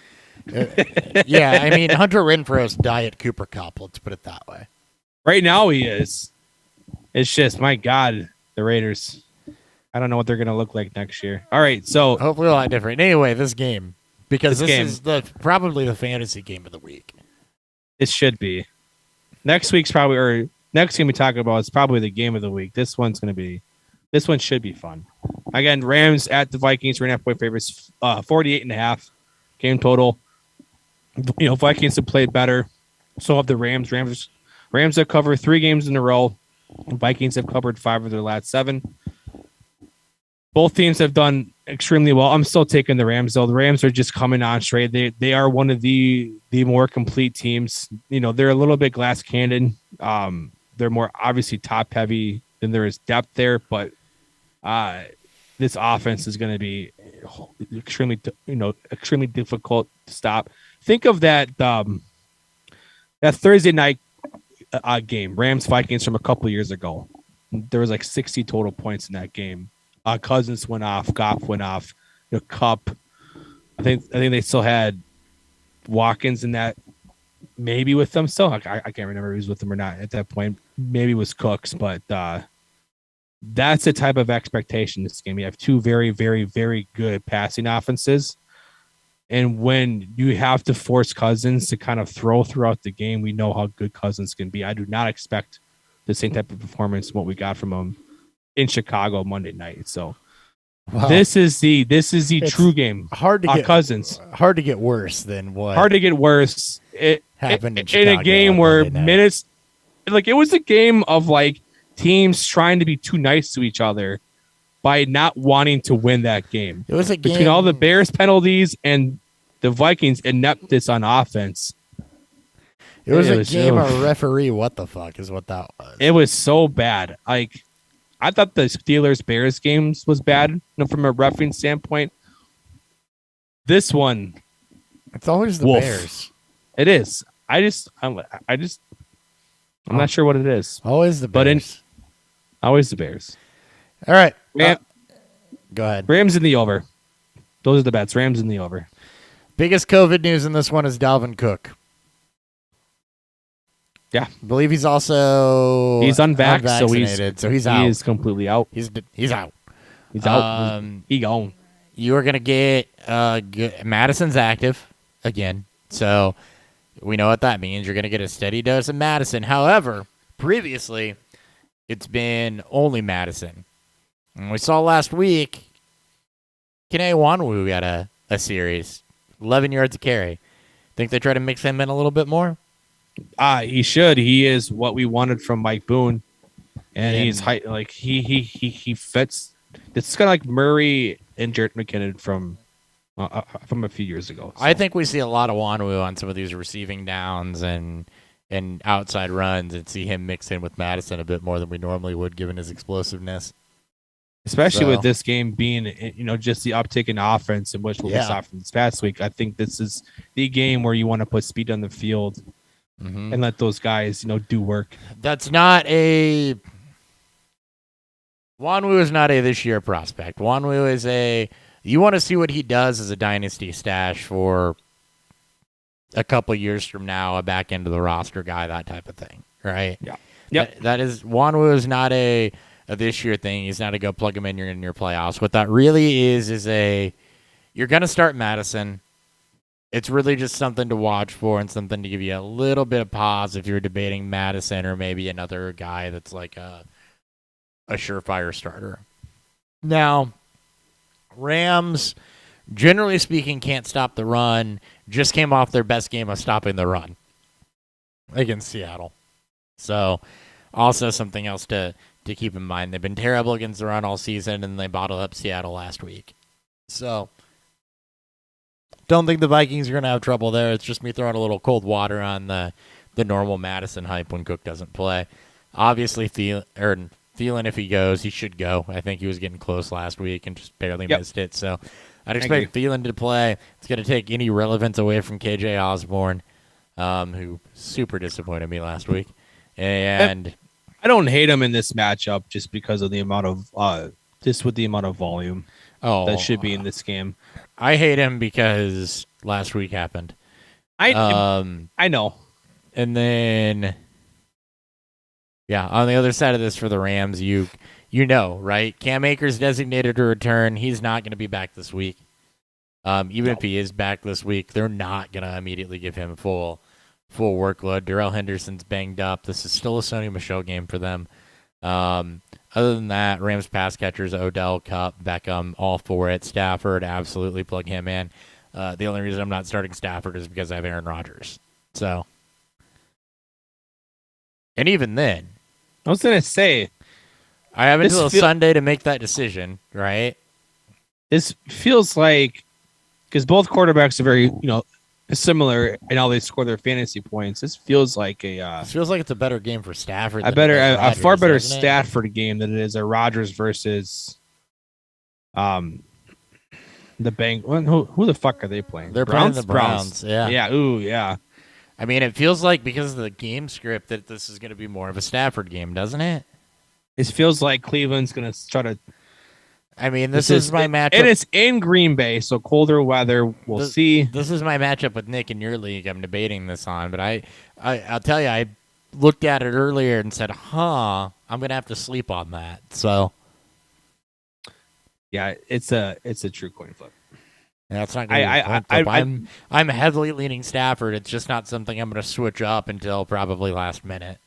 Sure. No, I get you. All right. That it feels like that's it. It feels very Chuck. Rams. I don't even know if you talked about the Rams. I did talk about the Rams. I just said you play everybody. Okay, that works. And then Cam Akers, even if I don't expect him to be back this week, but given the Twitter hype videos and shit, if he somehow is, you're still leaning Michelle in that running game to start because they're not immediately going to give him full workload. Or they shouldn't. They shouldn't. All right. Bills at the Patriots, probably the actual game of the week for real football. Patriots not in a blizzard. It's not going to be like it's not going to be like the game in Buffalo where you have no weather, fucking literally everything up, and Mac Jones throws 3 passes. Patriots are 2-point favorites at home. 43.5 is the game total. I don't know what the weather report is there. I think Buffalo wins. I know they're not in a dome. Hold on, I'll figure out what the weather is. I do think Buffalo wins this game. I think they would have beat New England at home had there not been a fucking blizzard and they had a resemblance of a running game to go up against the Patriots. Hey, possible rain, snow in the forecast. Of course there is. No, not there. We'll talk about this on Sunday. I was talking about the Vikings game again. Okay. Hold on. I have this. I've got it. I believe in you, buddy. I think A.J. Brown went over 100 yards now. Did he? In this game. Hell yeah. And he scored a touchdown. I love it. Oh, let's go. Things you love to see. Week 16. He's killing it right now. Jesus Christ. Where the fuck is it? Bills Patriots. There it is. 39 and cloudy. 10-mile-an-hour winds. I don't see anybody with problems. So no. A.J. Brown, 10 for 127 and a touchdown on 15 targets. What did that just do to my DFS? Anyways. All right. So, yeah, I'm taking Buffalo with the +2. And I think I'm taking the over here. I think we're going to get a little more scoring in this, obviously. And while I do trust New England, I do like New England, I like their defense. But Buffalo, baby. Let's go. Let's go, Buffalo. Let's go. All right. From a fantasy perspective on this one, first off, let's go look at COVID. I don't think, other than Cole Beasley, which been waiting for that one all year. I'm so fucking, look,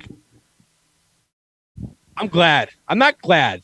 I hope he recovers and he feels like he does. He's such a fucking asshole. Mm-hmm. And a piece of shit for this. Yep. Cole Beasley, Kendrick Bourne are the two names to know with COVID, and those are both significant as far as these passing attacks are concerned. Look, this is not going to be a high-scoring game. This is going to be a good NFL game. If you're a fan of the league, this is one you want to watch. I do not anticipate this being high-scoring. As far as the passing game goes, no Kendrick Bourne. Plays a little bit more towards Nelson Aguilar, who will take up some of that downfield work. Helps him a little bit more than I think it does Jacoby Myers. Again, I don't like the Patriots passing game, other than Hunter Henry, who we saw go on an absolute tear. The running game really tore the Bills up last time. They took a lot of scrutiny for it. I think that the Bills are going to be out to prove a point in this one. Looking at narratives, gives me a lot of pause around Ramondre Stevenson and potentially Damian Harris in this one. I think the Bills are going to be hyper-focused on the run. I don't like Mac Jones either. I'm real tepid on anything to do with the Patriots offense this week. Jacoby Myers typically has decent floor, but there's nothing here I really want to pinpoint or I look at and I like. Now, if you believe the last matchup... Hunter Henry, maybe? Yes. If you believe the last matchup, then yeah, you're all over the New England run game, because it's not like the Bills didn't know they were running the football and that they just out-executed them. I don't think Buffalo lets that happen again. No, I don't either. I mean, it may, but this offense, I think, is going to come alive in this. This is the Buffalo, prove it and shut up game, for them to take that conference or to take that division back over. Yep. Devin Singletary was the guy last week for the Bills running game. We've seen it be Matt Breida is the more efficient back. I don't trust anything in the Bills running game. Stephon Diggs is a tough matchup against J.C. Jackson. Look, you're not sitting Diggs, but you have to be careful with that one. On the other side of this, Gabe Davis benefits most from no Cole Beasley. So potentially Emmanuel Sanders as well. I think it actually may benefit. There's going to be an adjustment here, right? Because I expect Sanders, who we know can play both outside and inside, I expect Sanders to slide more into the Beasley role, and I expect Gabe Davis to take over more of those downfield shots. And we know that Gabe Davis is very, very adept at those. So I actually am on Gabe Davis a bit this week. But, again, I don't expect this to be points at a premium. So, if you need a fill-in, if you lost Godwin or Evans, Gabe Davis is a guy that I will plant my flag on as somebody that you can plug in to replace them and feel relatively good about that upside. But I'm riding high with him this week. Yeah, other than that, you're essentially chalk. I activated him off the taxi squad this week. You had him in it. second year player. That's fair. That's fair. I think it was one of our dynasty leagues. It's one of your leagues. Or no. Well, then it's probably my home. It's probably the non-best ball league then. It was either your non-best ball league or it was the listener league. It might have been the listener league too. Okay. I don't know. One of them. Anyway. All right. That's all the noon games. Let's. Why don't you do your preview and then we can talk about beer review. Bourbon.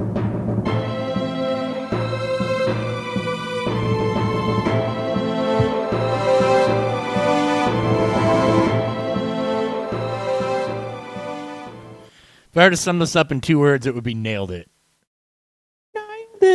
As far as what this style is supposed to be. The vanilla beans, first and foremost, really come out on the front end of this. And what that helps temper is it helps temper the alcohol percentage on this one. It's said in the intro, Baltic porters, you're supposed to be able to taste some of the alcohol and the warmth. It is definitely there. It is an undertone, and that is largely because of the vanilla bean and what it does to balance this out. As far as malty notes go, definitely chocolate is the predominant note. I get a ton of chocolate. It's almost milk chocolatey given the vanilla bean on this. Aside from that, there are some dark fruits that come out and play. Again, they're an undertone, kind of like the alcohol. It's a very, very good beer, very, very solid beer, very, very well executed for what it is. My first beer from Westside Brewing. Again, this is Krampus Cole. I will definitely be seeking out more. They're from an area that I'm actually in a pretty decent amount, at least once or twice a year. So we'll absolutely be seeking out more of this. Again, out of Cincinnati, Ohio. Very good beer, guys. Very, very well done. And I may actually want to brew a Baltic Porter next winter. So there's that, too. I hope you do. I probably will. I mean, I'm always the advocate for never giving. You have to give a style and a beer more than one try. Oh, by the way, that pale ale cleared up a Yes. lot, and more of the bittering, and as the juiciness kind of fell off, more of the bittering hops came forward. It's so fucking balanced and good right now. It was my own one. It just needed another couple weeks in the keg to really settle out. It's my Makes sense. my learning opportunity, my learning moment from this one is that just because you can carb it up, it doesn't mean it's necessarily ready to go or at its peak. Still needs a little time in the keg before you turn it into anything.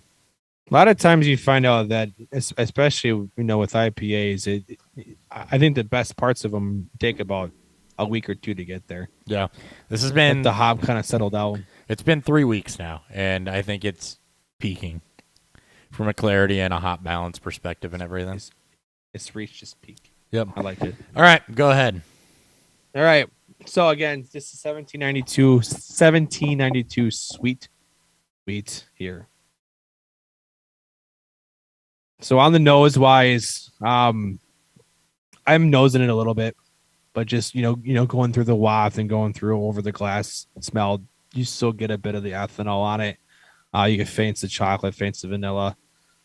A bit of some of the spices on there, but nothing to write home about.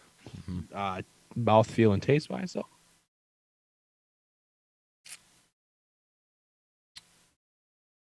Again, just like what you said, you get a bit of the alcohol still. You get a bit of that burn.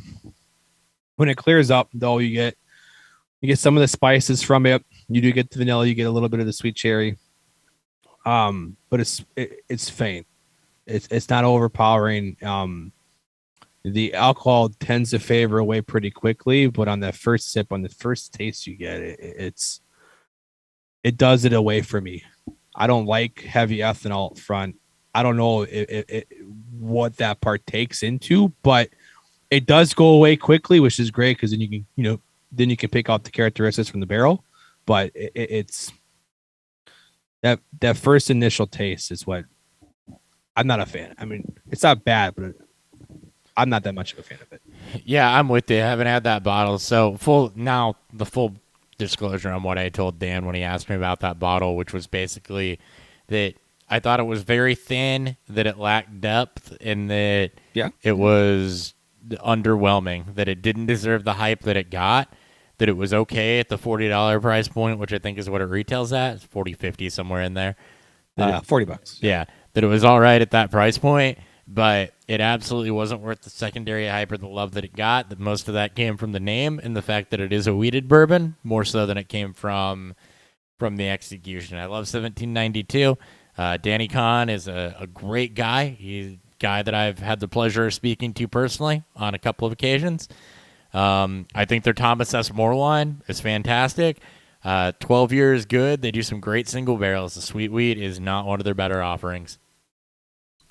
Yeah, I don't know what'll help with it, but just from what'll help with it is an old fashioned, a cocktail. That's all right. What I mean, hey, I'm fine with it. I mean, it's about the same price as a Maker's, which is my favorite bourbon to use. And I would go for Maker's 46 over the sweet wheat 100 out of 100 times. Well, so. Yeah, I don't have any 46 on me at the moment. Yeah. So, but yeah, it's from a above average novice a drinker's perspective, it's What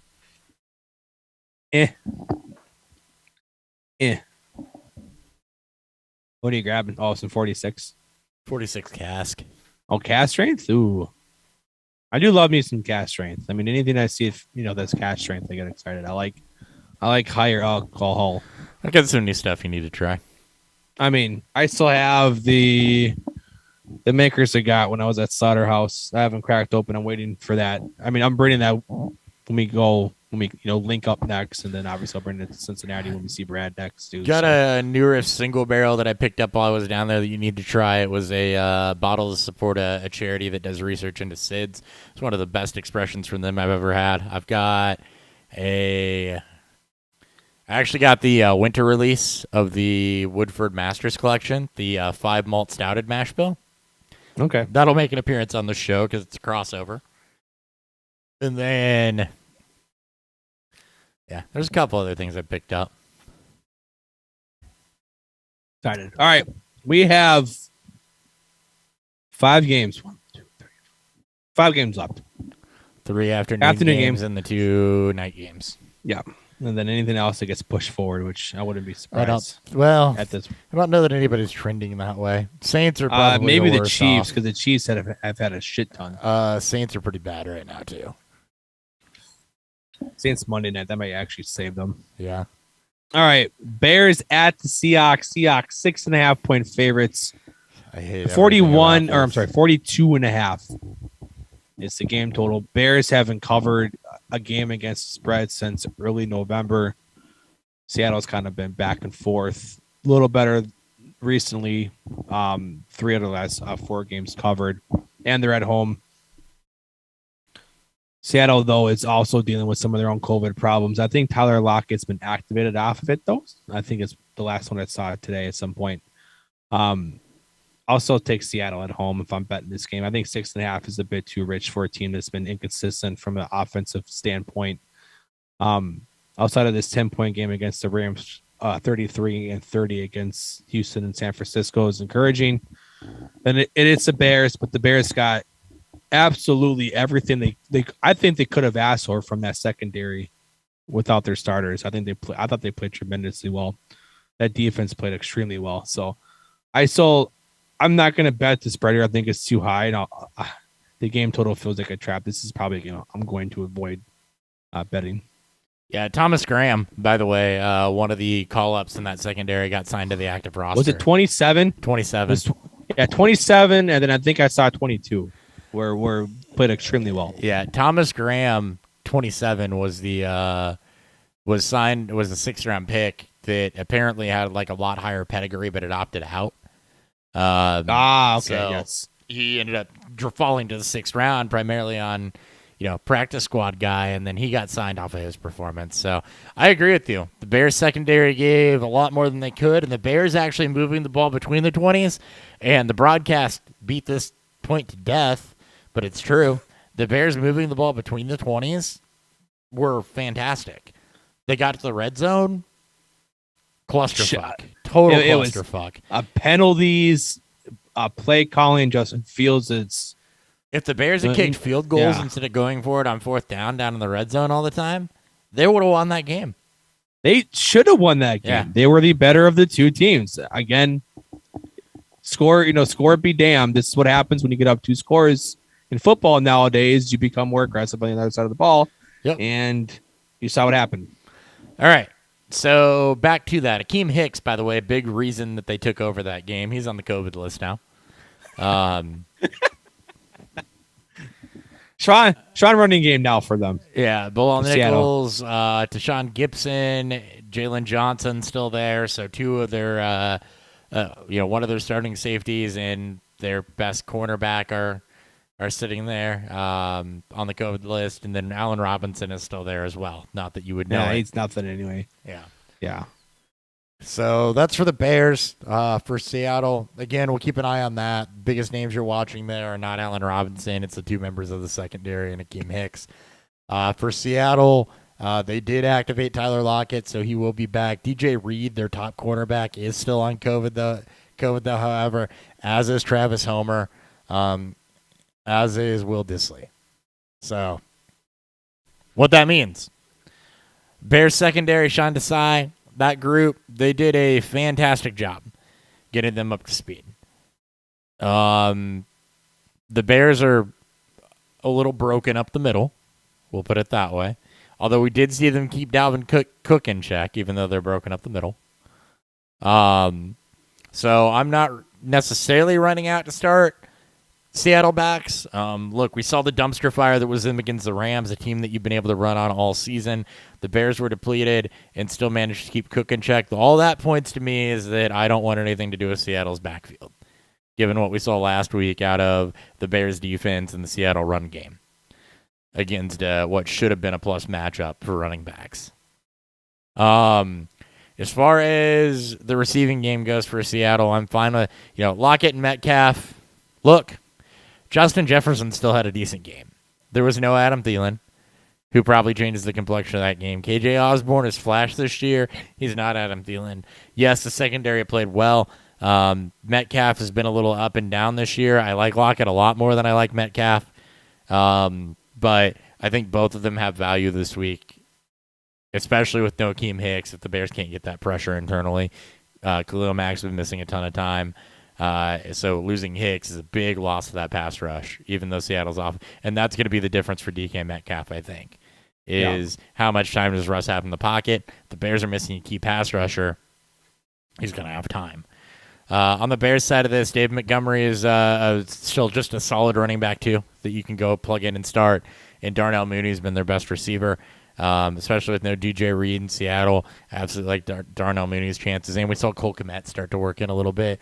Cole Kmet and Justin Fields definitely have a connection. That much is evident on film. And I think that continues to grow and that you do see Cole Kmet put together another solid game here. 9 targets, 71 yards last week. So No, he had a great game, and it's what you want to see. Your rookie quarterback, finding second-year tight end with the second, with your trusted tight end that, that is a good receiving option, especially one that can work over the middle with them. With them losing Allen Robinson and that bigger bodied receiver who can work in that spot. And we'll talk about the Bears more in the offseason, but you mentioned it. Second-year tight end, second-year receiver, first-year quarterback, all kind of gelling together. So it's great. And just hopefully they get rid of head coach, and GM. sign Michael Gallup. Sign Michael Gallup and maybe even draft somebody to revamp that receiving core. Even though that offensive line probably needs a lot more attention. So there's a lot of things that need attention there. Yeah. All right. Broncos at the Raiders. Broncos 1-point favorites on the road. 41.5 is the game total. Drew Lock's going to play. Hell yeah. He's back. It's going to come. It's either going to be amazing. It's going to be ugly at points. I expect to see some very poor decisions. Aggressive. I think aggressive is the word that we're looking for here. I think aggressively. Way more aggressive. It's going to be aggressive in all sorts of ways. Again, just like the Bears Seahawks game, this is a game I don't really want to bet. 41.5 as the game total is pretty enticing, though. Both offenses can score points. In a fair amount, especially with Drew and this team. Hopefully this offense becomes a bit more vertical. It won't go up tempo. What you do want to see is hopefully the bad decisions are of small note for Locke. That's what we're hoping for. He's so wildly inconsistent with that decision making. It makes it really hard to trust the betting side of this because he can completely tank this offense if it's one of those type of games for him. So I'm going to avoid this game from a betting standpoint and just enjoy the shit show that will be the Broncos and Raiders. All right, well, the shit show that is the Broncos and Raiders. Drew Lock, first and foremost, even touchdown to interception ratio in his career against the Raiders, divisional opponent. So, that's good. You got a couple of those. 1.3 to 1.3, 258 yards.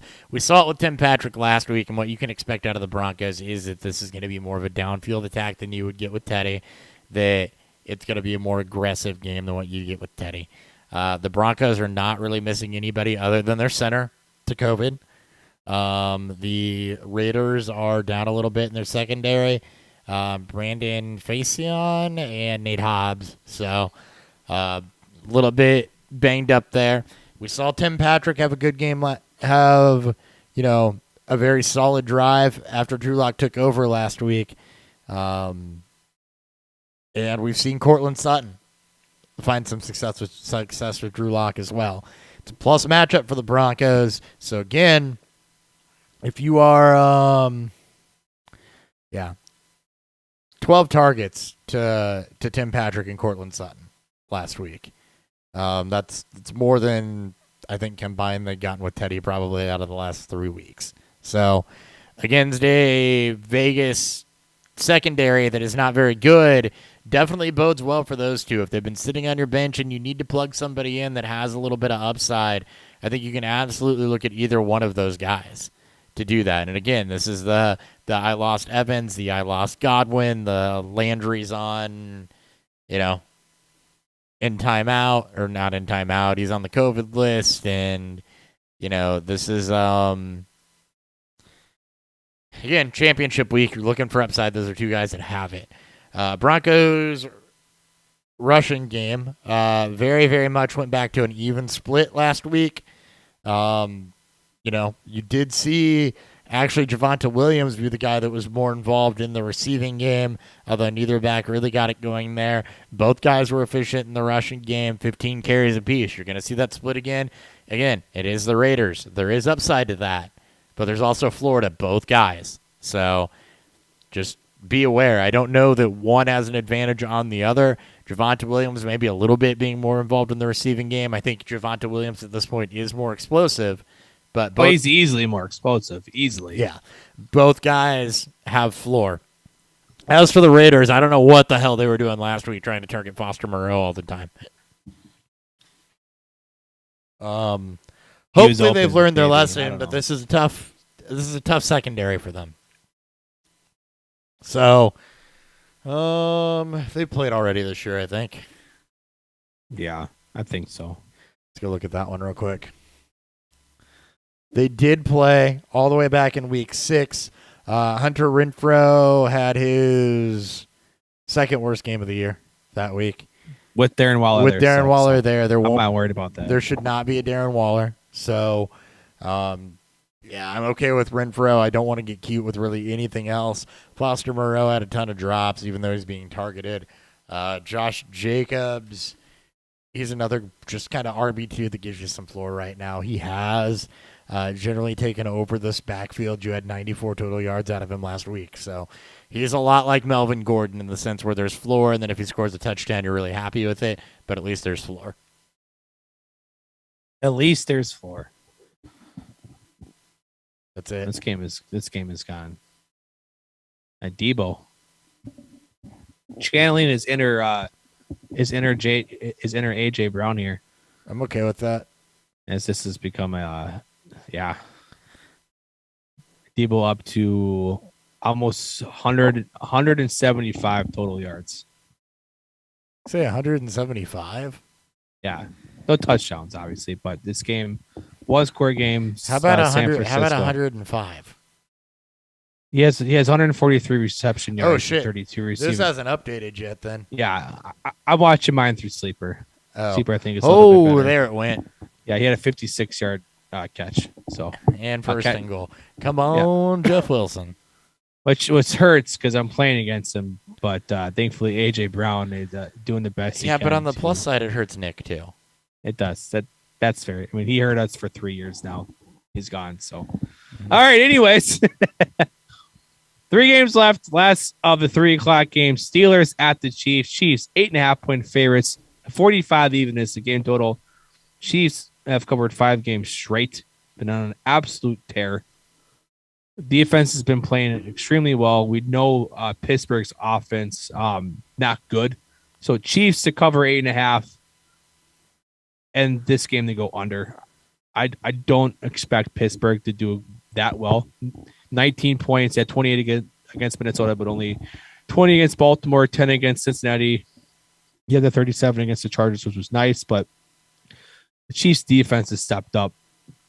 Outside of the 28 game that they allowed to the Chargers last Thursday night, 9-9, 14-7, and 17. This defense is playing very, very good. And Pittsburgh's offense is not that. So the Chiefs cover 8.5 and the game to go under 45. All right. Yeah, I know. I was getting my shit queued up. You're good. Steelers are Devin Bush is the most notable player for them that's on and Marcus Allen. So they're missing a couple linebackers.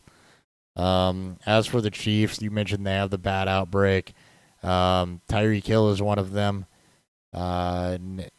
Then Nick Bolton, Kyle Long, Blake Bell, Travis Kelce, Armani Watts, Harrison Butker. So what you're really watching the Chiefs here for. Look, we talk all the time. The Chiefs are really a 3-horse pony at this point because it's not even Edwards-Helaire being included in that discussion. And you've got Kelce and Hill both on the COVID list at the moment. Yeah, it's gonna get It's gonna be This is very a tuned interesting. in to Sunday. Yeah, this is a tune-in Sunday one. Because if not, I mean, they're going to be trying to do this thing with Mecole Hardman and Demarcus Robinson and nobody else for the most part. Clyde, I guess. So, I mean, you got to watch that because Hill and Kelce are this passing game. They're the other half of Mahomes. We've talked about it a lot. The Chiefs do not have secondary receiving options that you can really trust. Yep, and true. We have said a lot that is something that team needs to address, and they have not. And now you're in a situation where you could be missing both guys. That's not a great thing. So pay attention to that. You are absolutely right about the Chiefs' defense playing better and the Steelers' offense not being that. Outside of Najee Harris and Deontay Johnson, I don't want anything to do with Pittsburgh. Chase Claypool's even been disappointing here down the stretch. Yeah, it's this could be an easy under game, especially if Hill and Kelce can get off the COVID list. And Niners touchdown, Brandon Ayuk, 2-yard touchdown, tied at 17. Praying for OT. So team over can potentially hit. I would actually be okay with OT. Let me see where I'm at. I made good money on underdog last week. I've been dipping back and forth. I will always do team under, but I'll pick some specific games if I want to get cute. So I need 18 yards from Tannehill and 9.5 from Ayuk to hit on those. I mean, I'm in the same boat. I have the same players. I hit Brown obviously. I wish I would have picked Debo. I'd pick Ayuk. I picked both quarterbacks. We need a little more work from Tannehill, but not much more. Well, he's going to get more work. I mean, they're getting the ball with 10 minutes, or 2 minutes left. So yeah, Tannehill will hit. It's Ayuk I'm worried about. Yeah, we're hoping for OT or a quick score from Tennessee to force San Francisco to more. By the way, not sponsored, but if you haven't done underdog, it is the easiest way to win money. Yeah, it's so much fun. Player props all the way. All right, 2 games left. Cowboys or Washington football team at the Cowboys. Cowboys are 10-point favorites at home. 47 even is the game total.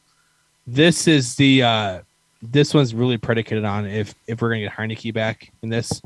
Yeah. If they have their offense, if they have a certain quarterback left, I'm taking Washington to cover.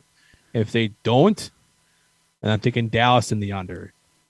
A 47 even game total, even with that 10-point spread, feels like a lot because I'm not quite sure what FanDuel is trying to do here. If they don't think they're going to have their starters in Washington back, why would you have one of the higher game totals on the slate? Taylor Heineke has cleared COVID protocols, by the way. Okay, so we're going to get that. So take Washington in this 10 points. Do it now before the spread adjusts because 10 points for a inconsistent Dallas team, especially Dak going through his own issues right now, is easy money. Yeah. Easy money. The key players that the football team is missing are non-skill position. They're missing linebacker Cole Holcomb, Kendall Fuller, who I think he's their top defensive back, and then Brandon Scherf and Tyler Larson. So Scherf being a mainstay at guard. So they are missing some key pieces, particularly on that defense. Dallas has managed to avoid this mostly. Malik Hooker, most notable guy that they're going to be playing without. So Antonio Gibson's battling turf toe again. Oof. So he did play through it into last week. That's mostly a pain management thing. It'll be a game time decision. I expect him to play. I don't expect him to be really limited in any way if they do. Again, played through that last week. So he should be all right. Heineke's back. Terry McLaurin's obviously the guy that you want to target. Diggs is the 88th rated cornerback on PFF, and we talked about it a lot. He's opportunistic. He's a ball hawk. He's not locked down. So definitely going to be some opportunity there for Terry McLaurin. Amari Cooper, been very, very not involved the last couple weeks in Dallas's game plan. More CeeDee Lamb on that one. We did see Dalton Schultz put together a good game last week after kind of disappearing a little bit on in favor of Michael Gallup. If those two are trading off, you're going to be, well, you're not going to feel great about either of them, honestly. Yeah. If they're trading, and I think Gallup just 32 yards last week. So if those two are trading off, it's not really a one or the other thing. I'm going to shy away from Gallup a bit, though. Other than the touchdown in week 13, he's been kind of pedestrian over the last couple weeks. Whereas you got a much weaker position group for Dalton Schultz, to where he's at least a guy that has some upside to where you want to start that. CeeDee Lamb's fine. And, Tony Pollard dealing with the plantar fascia issue. Zeke's still going to see probably Lions share the workload, or Cowboys share the workload, I guess. So, I'm good. Yeah. Yeah. Maybe Pollard in a pinch, but anyway, that's it for that game. All right. Monday night game. Get the fuck out of here. Dolphins at the Saints. Dolphins right into the 6-game winning streak is 3-point favorites. 37 and a half. That might be the lowest game total I've seen all year. That is fucking nuts.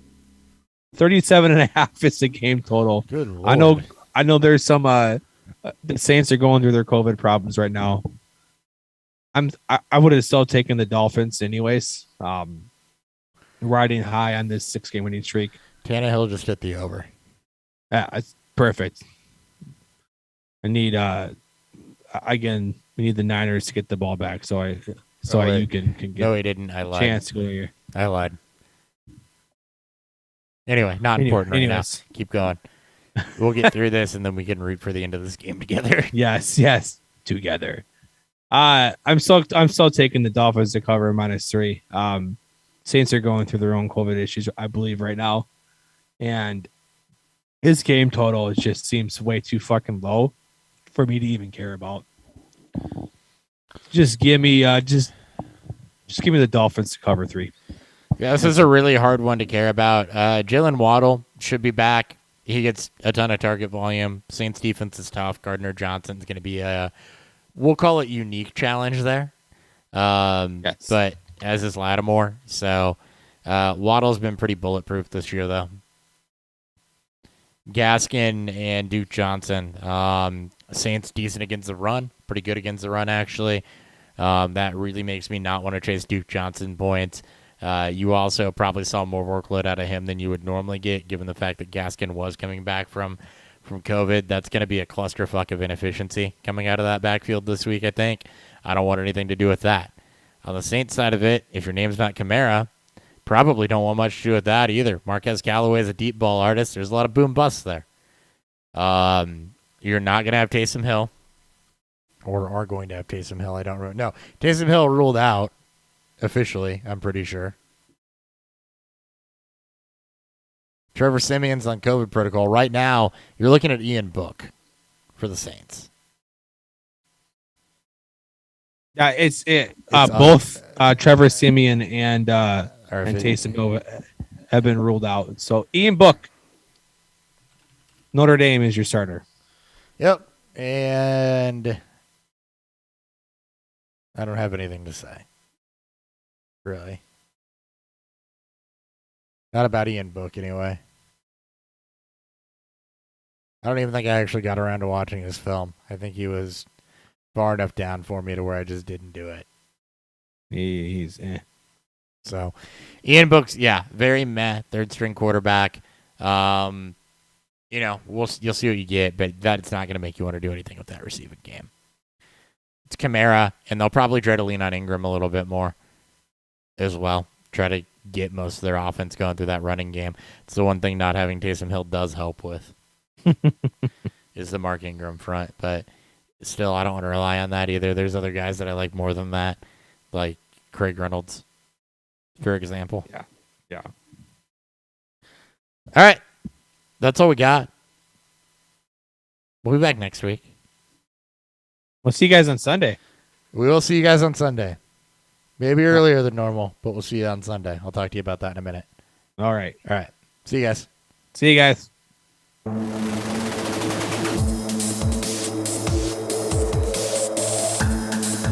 Beer review.